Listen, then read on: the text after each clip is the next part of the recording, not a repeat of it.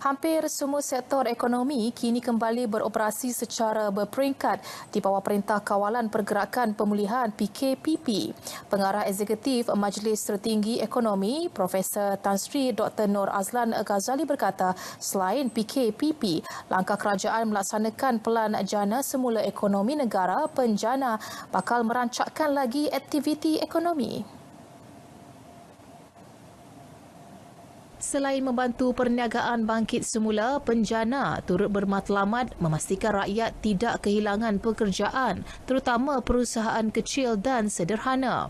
Bagi mengukuhkan semula ekonomi negara, Lembaga Pembangunan Pelaburan Malaysia MIDA perlu menyegerakan proses kelulusan pelaburan asing.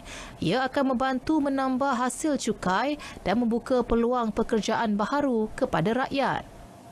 Kemudian prihatin dan kemudian penjana sehingga sekarang 295 bilion ringgit telah maksudnya package ini dan seterusnya, tapi perubahan ini adalah recovery.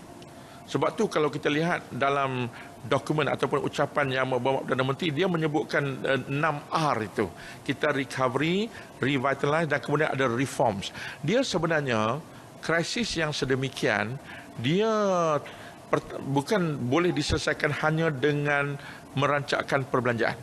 Dia sebenarnya menuntut kita untuk mengubah struktur ekonomi kita.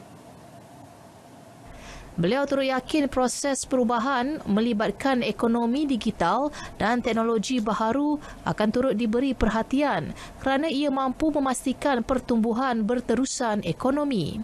Semua adalah structural. Ini bukan satu yang boleh berlaku dalam 6 bulan, tak boleh begitu. Jadi apa yang akan berlaku ialah dalam beberapa bulan lagi, sekarang ni ada sepasukan ahli ekonomi yang sedang merancang pelan pemulihan jangka sederhana, jangka panjang. Impak COVID-19 terhadap ekonomi turut menyebabkan Pelan Pembangunan di bawah rancangan Malaysia ke-12 diperhalusi semula.